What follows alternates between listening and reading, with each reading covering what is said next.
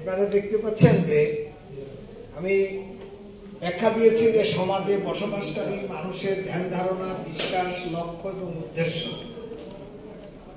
হ্যাঁ, প্রতিটা জিনিসের প্রতি খেয়াল রাখেন। সমাজে বসবাসকারী মানুষের ধ্যান ধারণা, বিশ্বাস, লক্ষ্য, উদ্দেশ্য, সংকল্প, মানুষের আচার আচরণ এবং কার্যাবলীকে নিয়ন্ত্রণ করে। আপনি কি দ্বারা নিয়ন্ত্রিত হন? আপনাকে বুঝতে হবে যে আপনাকে কে নিয়ন্ত্রণ করে।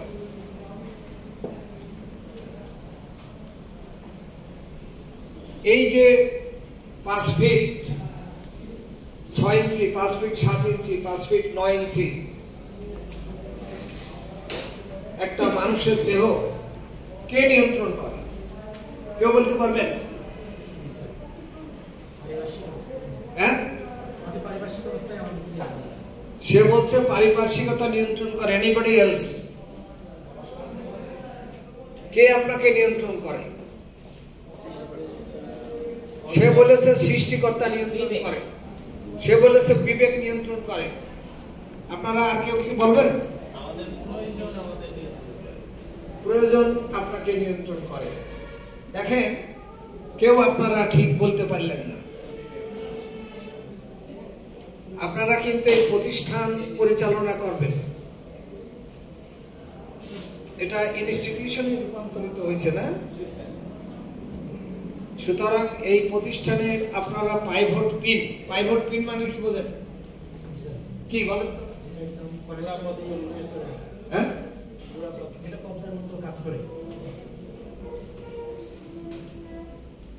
শোনেন, তাহলে আমরা টোয়ে ট্রাফিকে এই সঠিক জবাব পাচ্ছি না। পাইভট পিন হচ্ছে কলের গান। দেখছেন আগে আপনারা? আপনাদের যুগে কলের গান এখন নাই, এখন তো মোবাইলের যুগ, ডিজিটাল যুগ। আগে কলের গান ছিল, যখন কাজী নজরুল ইসলামের গান কলের গানে বাজানো হতো। কলের গানের একটা রেকর্ড থাকে, সেই রেকর্ড ঘুরতে থাকে, ওই রেকর্ডের মধ্যে গান থাকে, কিন্তু একটা পিন না বসাইলে ওই গান বাজে না। সেই যে পিনটা বসানো হয়, সেই পিনটার নাম হচ্ছে পাইভট পিন। তাহলে you are the pivot pin here. You will run the institution in the long run. Your knowledge must be explored, elevated.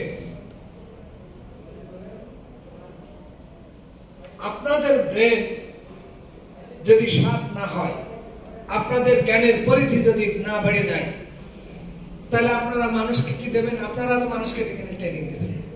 এই প্রতিষ্ঠানের আপনারা pivot pin.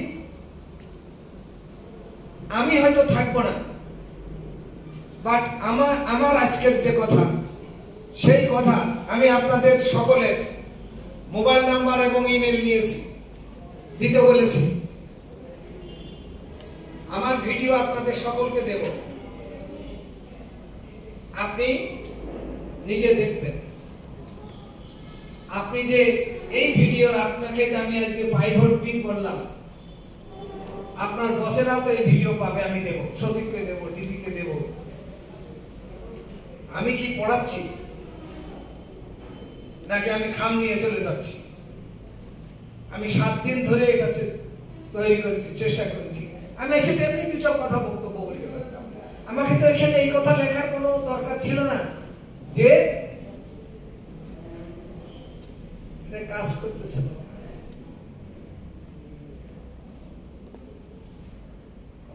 You are the pivot pin.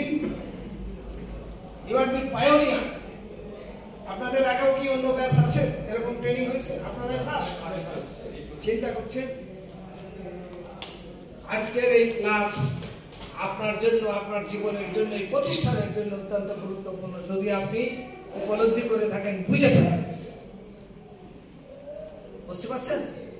তাহলে আমি পাইভট পিনের একটা উদাহরণ দিয়েছি, you are the pivot pin. আর একটা কথা কি বলেছি আগে, এই কিছুক্ষণ আগে বললাম, আপনাকে কে নিয়ন্ত্রণ করে? আপনারা এক একজন এক এক রকম বক্তব্য দিয়েছেন। আপনাকে নিয়ন্ত্রণ করে আপনার মন, আপনার এই দেহ পরিচালিত হচ্ছে, মন আপনাকে বলছে আজকে ক্লাসে যাইতে হবে, ক্লাস হবে। মন যদি বলতো আমি ক্লাসে যাব না, আপনি ডাইভার্ট করতেন। আপনি যদি আপনার বসকে বলতেন যে স্যার ঠান্ডা লেগে গায়ে এত জ্বর আসছে যে আমি উঠতে পারছি না, উঠতে পারছি না, আপনার বস আপনাকে অনুমতি দিত যে ঠিক আছে তোমার যাওয়া লাগবে, কি দিত কি দিত? তাহলে কি মন আপনাকে পরিচালিত করে? মনে বলেছে যাব না, তাই আমি আসি না। মনে বলেছে আমি সাভারে যাব, তাই আমি রিক্সা ভাড়া করেছি, তাই আমি বাস পেয়েছি, তাই আমি হাঁটা শুরু করেছি, তাই আমি পোশাক আশাক করেছি। মনে যদি না বলতো এতগুলি কাজ আমি করতাম না। করতাম কি?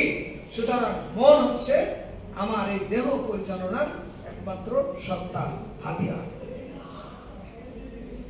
এখন এই যে সুশাসন, এই যে মূল্যবোধ, এই যে নৈতিকতা, এটার দেখেন সৃষ্টি কোথায়? 1999 সালে প্রথম বিশ্ব ব্যাংকের মাধ্যমে সুশাসন ধারণাটি অবতারণা করা হয়। আমি জানি আপনাদের এখানে হয়তো বই আছে, আপনারা পাবেন, তবে আমি আপনার হাতের কাছে এনে দিয়েছি। পরে 1993 সালে বিশ্ব ব্যাংকের গভর্নেন্স অফ ডেভেলপমেন্ট নামে একটি রিপোর্টে ধারণাটি সংজ্ঞায়িত হয়। 1997 সালে ইউএনডিপি এবং governance for sustainable human development এই নামে তাদের একটি পলিসিতে সুশাসনের ব্যাখ্যা দান করে।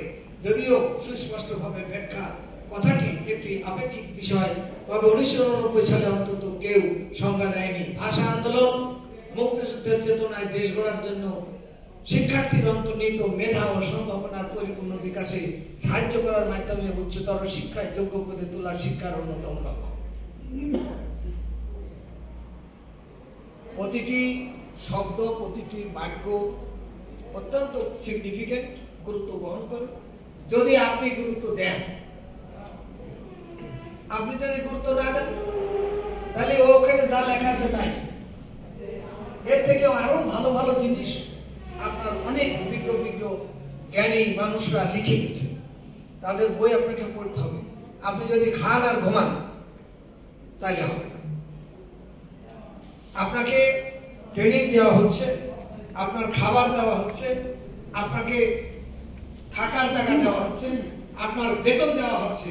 আপনাকে এত কিছু দেওয়ার পরে আপনার নীতি নৈতিকতা কেন? এত ট্রেনিং, এত টাকা পয়সা দেওয়ার পরে আবার এই ট্রেনিং দেওয়া দরকার এই জন্য যে নীতি নৈতিকতা না থাকলে সেই প্রতিষ্ঠান সঠিকভাবে সুচারুরূপে স্মুথলি রান করতে পারে কি? খাবার টেবিলে যখন দুপুরে খাবার খেতে যাবেন, মুরগির রান দেখলেন, ডিশের মধ্যে সাজানো আছে, চিকন চালের ভাত, ডাল, সবজি। আপনি 3 মানুষ 3টা 4টাও খেতে পারবেন, কিন্তু যিনি ওখানে কন্ট্রোল করেছে প্রত্যেকের জন্য একটা করে দিয়েছে, নাকি? উদাহরণ দিচ্ছি, 2টাও দিতে পারেন, আমি জানি। আপনি গিয়ে খুব টেস্ট লাগলো, একটা জায়গায় 2টা খেয়ে ফেললেন, তাহলে আরেকজনের কমে গেল না, কম হলো না, তাহলে আপনি নীতি বিরুদ্ধে কাজ করলেন। আপনার তো উচিত ছিল যে অন্যরা পাইলো কিনা দেখি একটা বেঁচে গেলে তারপরে জিজ্ঞেস করব যে একটা আমি নিতে পারবো কিনা। সেই শিক্ষাই তো এখানে, না অন্য শিক্ষা? এ পর্যন্ত যা শিখালাম, যা বললাম, তাকে আপনাদের কাজে লাগবে কি লাগবে? তাহলে আপনি দেখলেন যে কিভাবে ক্রোনোলজিক্যালি এই নীতি নৈতিকতা সুশাসন চলে আসতেছে এবং আপনাকে সেই শিক্ষা দেওয়া হচ্ছে। তার কারণটা কি? কারণ একটি, সেটা হচ্ছে প্রতিষ্ঠানটি যেন সুচারুভাবে সুন্দরভাবে পরিচালিত হয়। এই প্রতিষ্ঠানের প্রধান কে? ডিজি আপনাদের ক্লাস নেবে, আরো অথরিটি আছে তারা ক্লাস নেবে, নিয়ে কিন্তু আপনাদেরকে এভাবেই নানান বিষয় আপনাদেরকে গড়ে তুলবে। একটা বিল্ডিং যখন তৈরি হয় তখন সেই বিল্ডিং এ অনেকগুলি মানুষ কাজ করে। এই বিল্ডিংটাতে আমরা বসে এখানে এখন পড়ালেখার সুযোগ পেয়েছি, এটাতে এমনি গড়ে ওঠে নাই, বহু লোকের শ্রমের বিনিময়ে এই জায়গাটা এরকম সুন্দর হয়েছে। তাহলে আপনাদের প্রত্যেকের শ্রমের বিনিময়ে এই প্রতিষ্ঠানটির সৌন্দর্য বর্ধন হবে, সেই জন্য এই ক্লাস।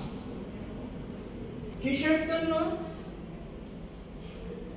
আজ আপনি মাত্র 22-23 বছর বা ওই দিন দা রেঞ্জ অফ 30 মধ্যে আপনি চাকরিতে আসছেন। এই চাকরিতে আপনি আসলেন, চাকরিটা কি এমনি পেলেন না, অনেক লেখাপড়া শিখছেন, তারপরে পরীক্ষা নিরীক্ষা করে তারপরে আপনি এখানে আসতে পারলেন। কিন্তু কার কথা মনে রাখবেন?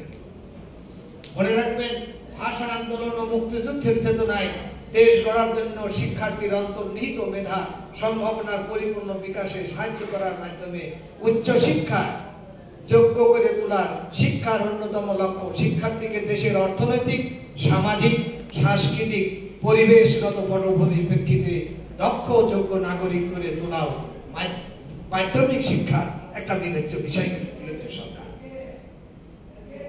আপনাকে এমনি শিক্ষিত করা হচ্ছে না। এই প্রতিষ্ঠানের উন্নয়নের জন্য আপনাকে আজকে ট্রেনিং দিচ্ছি।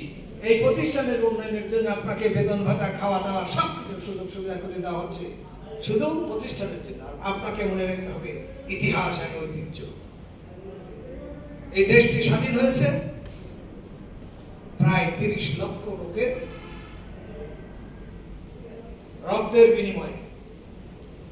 তাদের কথা মনে রাখতে হবে, সরকারের কথা মনে রাখতে হবে, যিনি এই প্রতিষ্ঠান প্রতিষ্ঠা করেছেন তার প্রতি কথা মনে রাখতে হবে, এবং এই প্রতিষ্ঠানে যারা আসবে তারা যেন আপনার থেকে কিছু নিয়ে যায় সেই অবদান রাখতে হবে। আপনি একটা আলো জ্বালিয়ে দিয়েছেন, সেই আলোর থেকে মানুষের আলো নিয়ে যাবে, আপনার আলো কমবে না। কমবে কি? আপনি একটা ল্যাম্প জ্বালিয়ে রেখেছেন, সেখান থেকে হাজারো পাড়ার মানুষ, হাজারো মানুষ আলো নিয়ে যাচ্ছে, আপনার আলো কমবে না। সেদিকে খেয়াল রাখবেন। এই লক্ষ্য উদ্দেশ্যকে সামনে রেখে পরিমার্জিত শিক্ষাক্রমে ইত্যাদি বিষয় এখানে উল্লেখ আছে, আপনারা দেখবেন। এখন সবচেয়ে গুরুত্বপূর্ণ বিষয় ধর্মীয় অনুশীলন। হিন্দু বলেন, খ্রিস্টান বলেন, বৌদ্ধ বলেন আর মুসলমান বলেন, সব ধর্মের নিগুড় বাণী হচ্ছে তুমি মানুষের কল্যাণে কাজ করো। কোন ধর্ম বলে নাই তুমি সন্ত্রাস করে একজনের সম্পদ আরেকজন কেড়ে নাও। বলছে কি ধর্মের রীতি আলাদা হলেও মূল বাক্য মানুষের কল্যাণে কাজ করো। তাহলে আমরা আজকে এই যে আপনারা সমাজ, জাতি, ধর্ম, বর্ণ নির্বিশেষে সকলের প্রতি সহানুভূতিশীল, দেশপ্রেমে উজ্জীবিত হয়ে সতনিষ্ঠা, সহনশীল, উদার, শ্রমের মর্যাদাবোধ ও গণতান্ত্রিক মূল্যবোধ সম্পূর্ণ অসাম্প্রদায়িক চেতনায় উদ্বুদ্ধ হয়ে সেই সব দিক বিবেচনা করে সরকার পাঠ্যপুস্তক প্রণয়ন করেছে। এখন শিক্ষার্থীদেরকে সরকার এইভাবে শিক্ষা দিয়ে গড়ে তুলতে চাচ্ছে, আপনাদেরকেও সেইভাবে গড়ে তোলার জন্য সরকার চেষ্টা করতেছে। এইভাবে একসাথে সবার হাত মিলন করতে হবে, মিলিত করতে হবে। অর্থাৎ আমরা এক জাতি, এক অভিন্ন, আমাদের অভিন্ন সত্তা। এই নীতিবোধ, এই মূল্যবোধ, সামাজিক ব্যক্তিগত মূল্যবোধ, ব্যক্তিগত নৈতিক চরিত্র গড়ে তুললেই তবেই সমাজের উন্নতি হবে। দেখেন সমাজের উন্নতি দেখাচ্ছি, সবাই সবার হাত দেখেন, হাতের রং আলাদা কিন্তু সব এক জায়গায় এক। ছবিটায় কি মিন করছে?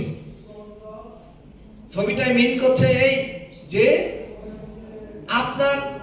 আপনি বিভিন্ন ধর্মের বর্ণের মানুষ হইতে পারেন, কালো, ফর্সা, ধলা, লম্বা, পেটে, চিকন, মোটা, যাই হোক না কেন, সবার দৃষ্টিভঙ্গি এক। দেশের উন্নয়ন মানদণ্ড হবে দেশ। দেশ যদি বড় হয়, দেশের কল্যাণে যদি কাজ করতে পারেন, দেশ বড় হলে তো আপনি সম্মানিত হবেন।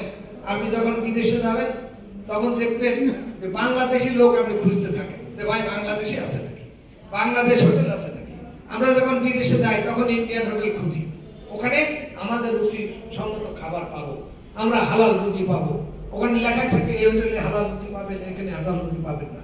সুতরাং আমরা যখনই বিদেশে যাই তখন ইন্ডিয়ান, বাংলাদেশি, নোয়াখালী হোটেল আছে সেটা আমরা খুঁজতে থাকি। বুঝতে পারছেন? তাহলে দেশের উন্নয়ন মানে আপনার উন্নয়ন, দেশের উন্নয়ন না আপনার উন্নয়ন নাই। দেখেন, দেশকে ভালোবাসতে হবে এইভাবে। পশুর মধ্যে ভালোবাসা আছে, পাখির মধ্যে ভালোবাসা আছে, মানুষের মধ্যে ভালোবাসা নাই, নীতি নৈতিকতা নয়। একজন ভালোবাসা করেছে 5 জনের সাথে, বর্ষি ফেলাই দিয়েছি যেটা বাদে। This is not values. This is not morality.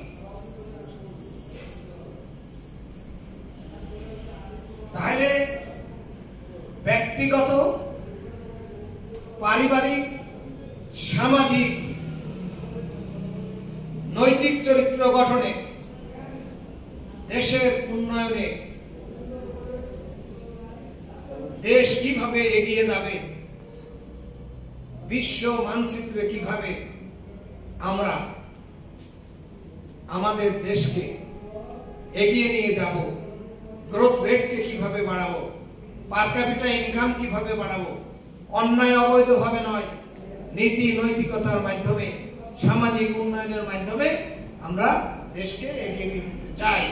আমরা এই ইনস্টিটিউশনে প্রথম চাকরি পেয়েছি, আমরা বেসিক বেজ, আমরা এই ইনস্টিটিউশনের উন্নতি করব, এটাই আমাদের দৃঢ় প্রতিজ্ঞা, এটাই আমাদের নীতি নৈতিকতা, এটাই আমাদের মূল্যবোধ।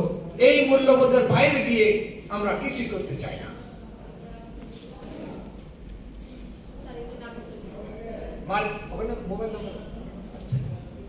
পারিবারিক মূল্যবোধ, পরিবার হচ্ছে, আমি যেমন আপনাদের বললাম যে আপনারা এই পরিবারের, এই প্রতিষ্ঠানের প্রধান, আপনি যে পরিবার থেকে এসেছেন সেই পরিবারে আপনার বাবা মা জন্মের পরে আপনাকে কি শিক্ষায় শিক্ষিত করেছে? হিন্দু হলে মা বাবাকে দেখছে শিশু পূজা করতেছে, মুসলমান হলে শিশু দেখছে মা বাবা নামাজ পড়তেছে, কৃষকের সন্তান দেখছে যে বাবা সকালবেলা লাঙল বা লাঠি নিয়ে, গরু নিয়ে মাঠের দিকে যাচ্ছে, ধান ক্ষেত নিড়ানি দিচ্ছে, ধান লাগাচ্ছে, রোপণ করছে। তাহলে পরিবার হচ্ছে মূল চাবিকাঠি, পরিবারই শিক্ষার মূল মানদণ্ড। সন্তানকে প্রত্যেক মা বাবাই ভালোবাসে, তার মঙ্গল কামনা করেন, সবাই চান তার সন্তান ভালোভাবে আদর্শ মানুষ হিসাবে গড়ে উঠুক। কি আপনার মা বাবা চাইছে নাকি আমার ছেলে চোর হোক, গুন্ডা হোক, বদমাইশ হোক? হ্যাঁ, বাবা রাতে বিছানায় ছিল, মা জানে। আমি আর মা বাবা একসাথে ঘুমাইছিলাম। যখন রাত্রে ঘুমাই তখন একসাথে ঘুমাই, কিন্তু গভীর রাতে যখন আমি প্রাকৃতিক চাপে ঘুম থেকে উঠলাম তখন উঠে দেখি বাবা নাই। জিজ্ঞেস করলাম বাবা কই? মা উত্তর দিতে পারে। প্রায় প্রতি রাতে এরকম দেখি বাবা কই যায়। বাবা হয়তো চুরি করতে যায়। তাহলে ছেলে নীতি নৈতিকতা কি শিখবে? চুরি শিখবে। আপনার বাবা একটা অফিসের চাকরি করত, প্রত্যেকদিন ব্যাগের মধ্যে এসে আপনার হাতে চকলেট দেওয়ার পরিবর্তে 2টা কাগজ ধরাই দিত, অফিসের একটা পেন্সিল এনে দিত। আপনি একটা অফিস থেকে পেন্সিল নিয়ে গেলেন, অফিস থেকে একটা রাবার নিয়ে গেলেন। হ্যাঁ, তো বাবা দেখলো, ছেলে বললো বাবা কই থেকে আনছো? ছেলেকে আপনি বললেন না, কিন্তু ছেলে বলছে প্রত্যেকদিন আপনি কই থেকে আনেন? অফিস থেকে নিয়ে যান। এই অফিস তো আপনার অফিস, এই অফিস আপনার নিজের অফিস। এই অফিসের একটা জিনিস নষ্ট হলে তো আপনার জিনিস নষ্ট। সেই নৈতিকতা তো আপনি আজকে শিখলেন যে না, এটা আমার অফিস, এটা আমার নিজের অফিস, এটা আমার নিজের ঘর। এই অফিসের এই ঘরে এখানে যা আছে সবকিছু আমার, আমি এটা বিন্দু মাত্র নষ্ট করব না। This is my morality, this is my values. তাইলে আপনাকে আজকের এই ট্রেনিং থেকে আমরা কি শিখলাম? আমরা শিখলাম যে পরিবার থেকে আমাদের শিক্ষা শুরু হয়। পারিবারিক শিক্ষা গুরুত্বপূর্ণ। আমরা এই ইনস্টিটিউশনে, এই পরিবারের আমরা ভূমিষ্ঠ হয়েছি, এই পরিবারে আমাদের জন্ম, এই পরিবারে আমরা বড় হব, এই পরিবারকে আমরা বড় করব এবং কিভাবে বড় করব সেই শিক্ষা আজকে ট্রেনিং থেকে আমরা পেলাম। নীতি, নৈতিকতা এবং নিজের যোগ্যতা দিয়ে প্রতিষ্ঠানকে বড় করে এই প্রতিষ্ঠানকে বাংলাদেশে নয় বিশ্বের দরবারে এর মুখ উজ্জ্বল করার আমরা চেষ্টা করব। আমি কি আপনাদের এই যে ক্লাস হলো সেই সাথে বলবো যে রূপকল্প 2021 বর্তমান সরকারের অন্যতম অঙ্গীকার। এই অঙ্গীকারকে সামনে রেখে গণপ্রজাতন্ত্রী বাংলাদেশ সরকারের মাননীয় প্রধানমন্ত্রী শেখ হাসিনা দেশকে নিরক্ষর মুক্ত করার প্রত্যয় ঘোষণা করে 2009 সালে তারই নির্দেশনা মোতাবেক প্রয়োজনীয় ব্যবস্থা গ্রহণ আমরা করছি। সবাই আপনারাও তারই প্রতিষ্ঠানের প্রথম সন্তান। সুতরাং আপনাদের নীতি নৈতিকতা সম্পর্কে যা বক্তব্য দিয়েছি আমি জানি না আমি কতটুকু আপনাদের হৃদয় ছুঁতে পেরেছি, তবে আমার কাছে এটা মনে হবে তখনই যেই আপনি বলবেন যে স্যার আমাদের তো সময় শেষ, তখন আমি বুঝবো যে আমি ব্যর্থ। কারণ আমরা দেশে বিদেশে ট্রেনিং এ গেছি। যখন আমার স্পিকার ভালো হয়, যখন আমি উপলব্ধি করি, আমি তো আমার স্পিকারকে 1.5 ঘন্টার বেশি পাবো না। আপনি বললেও আমি থাকবো না, আপনারও থাকার কোনো সুযোগ নয়। সুতরাং এই যে লিমিটেড সময় আপনি যেটুকু নিতে পারলেন আর আমি যেটুকু দিতে পারলাম সেইটুকু হলো যথার্থ। হ্যাঁ, এই প্রসঙ্গে একটা গল্প বলে আমি নেক্সট ক্লাসে যাব। আমি এক জায়গায় ক্লাস নিতে গেছি, তো আমার ক্লাসের টাইম প্রায় 15 মিনিট চলে গেছে।